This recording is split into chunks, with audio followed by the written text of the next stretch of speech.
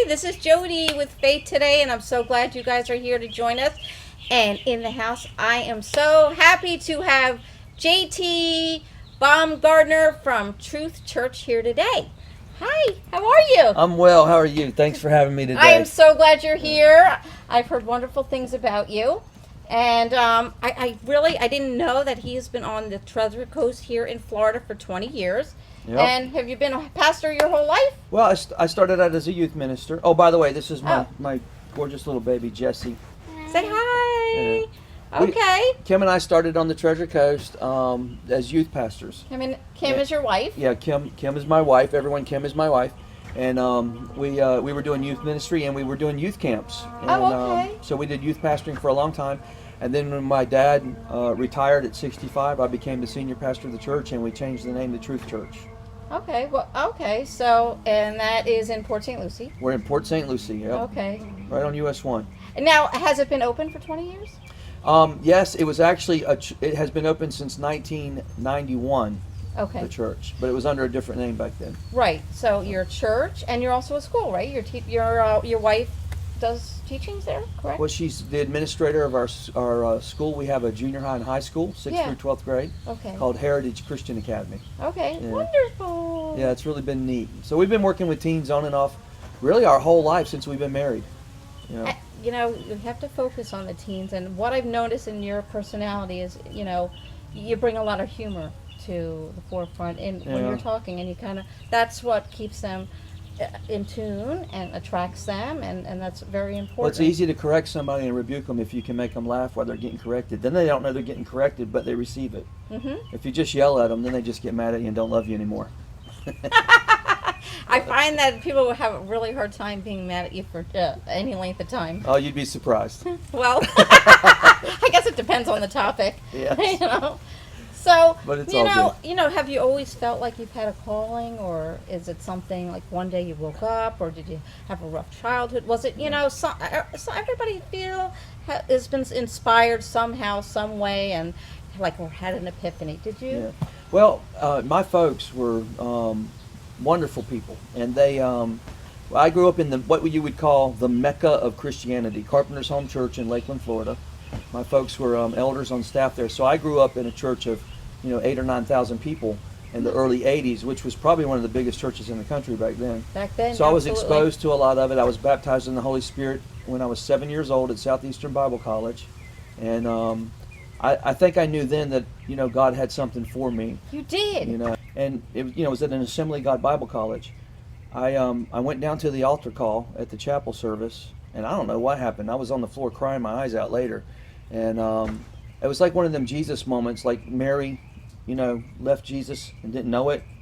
She probably should have been investigated by DCF at that point because she didn't know where her kid was.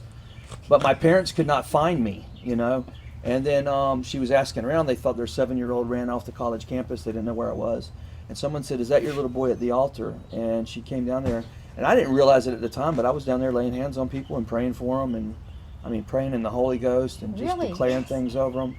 And then, as a teenager, I just fell away from all of it because I saw all the Worldly things. the religious stuff in the church, and in the leadership. And, when you Didn't like what you saw. when you're in the leadership, you see everybody's vulnerabilities. And if you're not mature or Christian, you judge it the wrong way. That's true. You don't make room for people. Mm-hmm. As an older Christian now, love covers. But back then you thought, I don't want to be around these hypocrites. But then you realize that everybody's human. We're all human, and we're here to learn and grow and learn from our mistakes and just keep growing and evolving. I agree with you 100%. Yeah. So I was away from the Lord for about 10 years, and And came at back. that point, how old were you? Would you say? I stopped. My parents, we really gave them a hard time. There were 12 sets of elders, married couples at Carpenter's Home Church, and out of all the 12 couples, my parents had the only children that were like full of rebellion and hell. So when you say we, know. that's you. I'm sorry, you had 12. There were They had 12, kids? 12 couples that were considered elders at the church. Right. And out of the 12 couples, the only couple that had children that were like out of line and rebellious were my parents. The rest of all the other couples that were on the eldership all had like wonderful, cookie cutter Christian kids going to Bible college. And Yes. Not us. Okay. So, we put our parents through it too, but through all of all of that, I think around 14 years old, I was like, church is not for me, religion is not for me.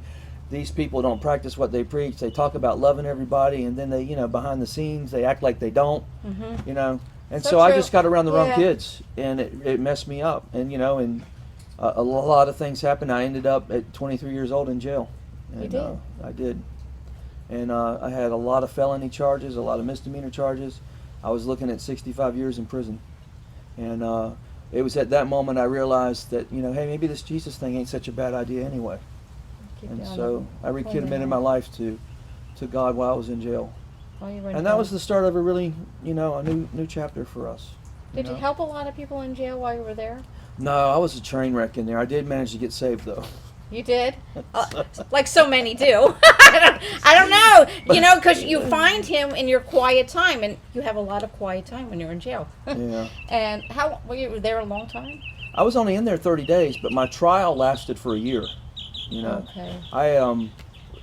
It's a long story. I can try to shorten it for you a little. I partied with these kids in school, and there was one kid that I grew up with. His name was Joel, and we used to smoke pot before we got on the school bus in the morning. We were in 7th grade. Yeah. And I remember the morning it happened, he was walking up the steps in the bus, and he tripped and hit the metal handle on the door. Mm-hmm. Popped him right in the head. Yeah. So we got to school. I saw him in second period in pre-algebra, and he was real groggy and sleeping. I didn't think much of it. Well, like a month later, that concussion, because he slept on it and he was stoned, developed into a brain tumor. Oh, it did. Oh. Well, he ended up dying about a year later. And when he died, he left me his electric guitar because we were friends. So he was a year younger than me, about a half year younger than me, and he had a brother that was about a year older. Mm-hmm. His name was Greg. He left me the guitar, and then like 2 years later, we were partying, and we always had this deal. Somebody had to buy the pot, somebody had to buy the booze, somebody had to buy the coke, somebody had to buy the fuel and provide the car. So it was like 4 of us that ran around together. And what about like somebody to watch over anybody in case we didn't have anything none of happened? that. None of that. This was the 80s, baby. Okay. The only people watching over us was our mamas at home in the prayer closet praying. Okay. Right? God bless my mom. Okay. But on this one night, I didn't have any money, and it was my turn to buy the pot. So I didn't know what to do. I took the guitar that Joel left me, and I pawned it, and I bought the pot. Well, his brother Greg, oh my God, he was so ticked off about it. So Glenn called me, my other friend. He's like, "No, don't go out with us tonight. It's not going to be good. Greg's mad. It feels like you tainted his brother's memory." So I was like, "All right, well, go ahead." Well, they went out and partied all night long, and they were driving by my house at night. Greg lived 4 houses down. Driving by my house, cussing and yelling, and "I can't believe you did that. You're not a true friend." Well, the next morning when I got up, I walked out on the driveway, and there was an ambulance down at Greg's house. No. And I walked down there, and Glenn was there. Well, he had gotten so mad at me, he drank like a whole bottle of Jim Beam, and he passed out drunk. So Glenn took him out of the car and put him under the carport on a couch like this. Right. But he left him laying on his stomach, or he rolled over on his stomach, one of the two. Mm-hmm. Well, he threw up in his sleep and drowned and died. Mm-hmm. So he passed away. Terrible. Well, long story short, years Yes. after that, I went in the Navy, and tried to get myself together. And that's another whole different chapter of my life. But when I got out, I was pretty much just an alcoholic.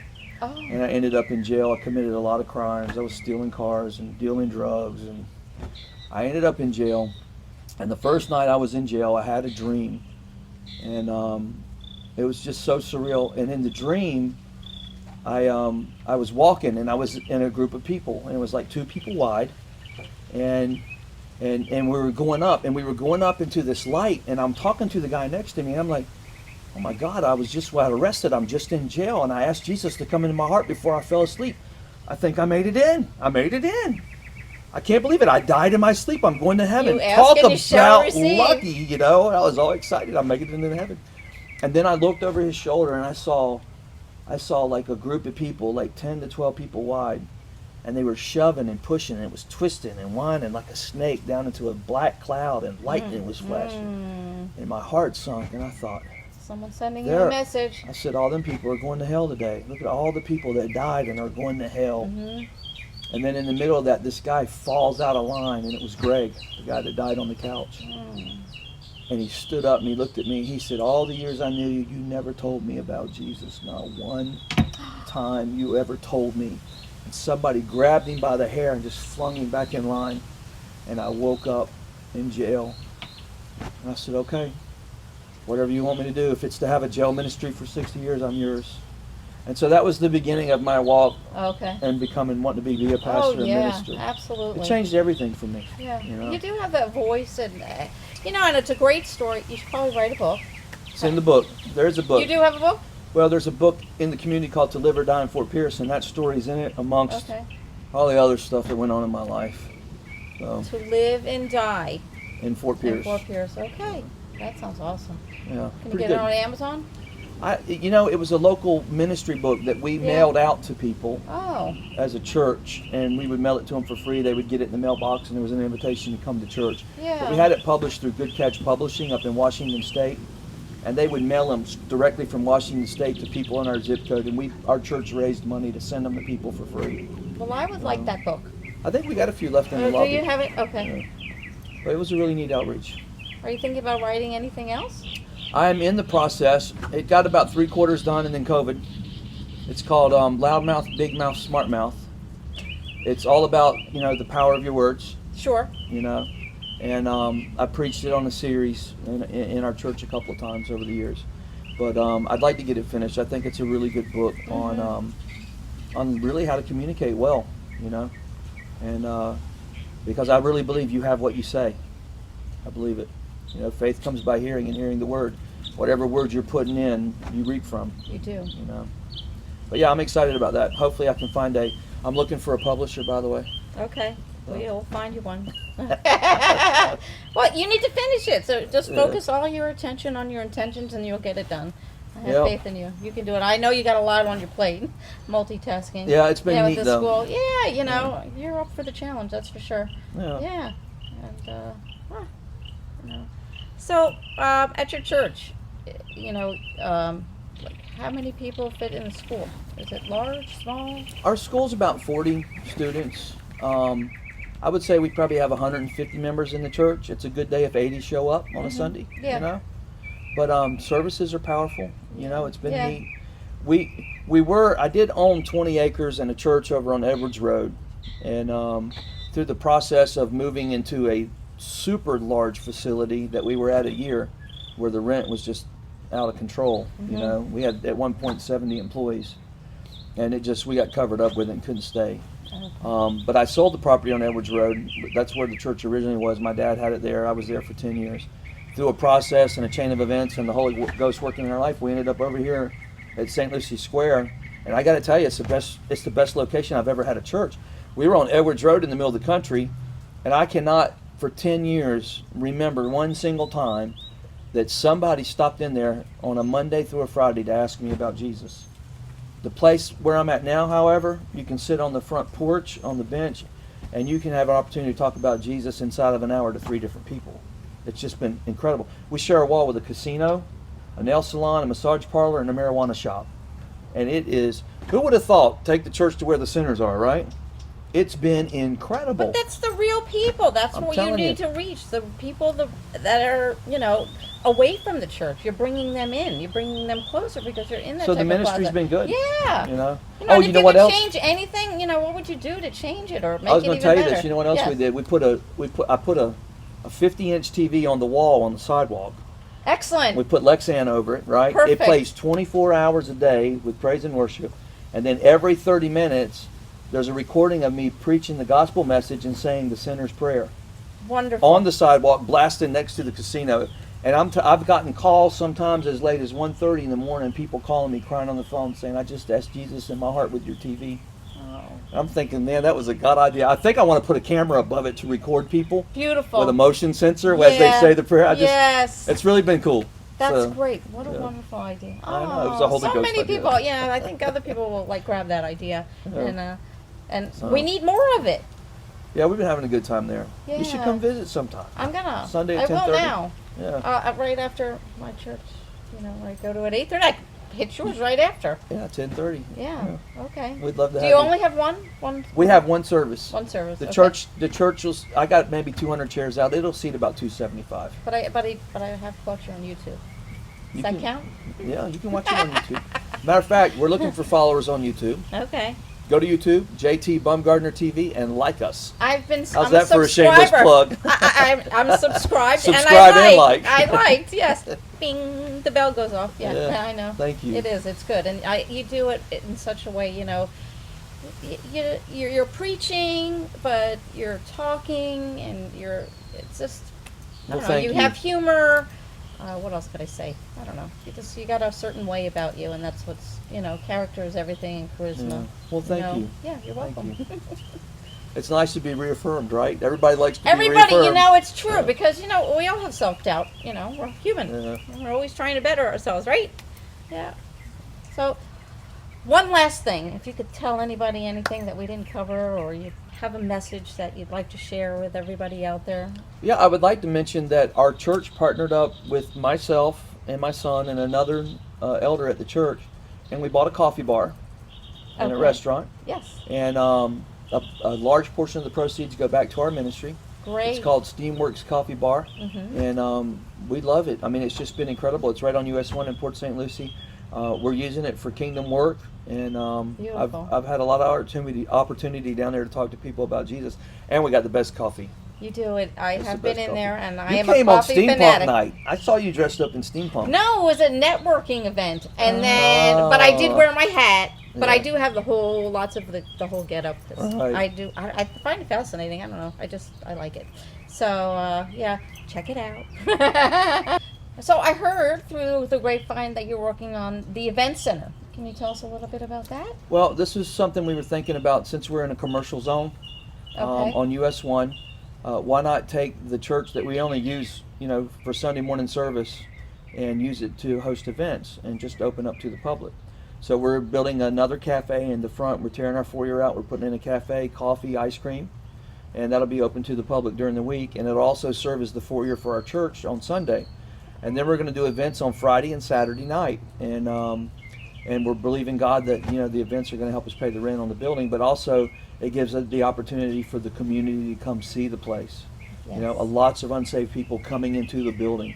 And we're looking at doing, we have, matter of fact, June 19th, we're doing a father-daughter dance. And that's been promoted really well. Deputy Chief, how do you say his name? Del Toro, I Del think. Toro. Our guest speaker. And we're looking forward to that. And that's all the proceeds that come in on that fundraiser are going to 4 kids foster care. So Oh, we're raising money for wonderful. foster Yes. care.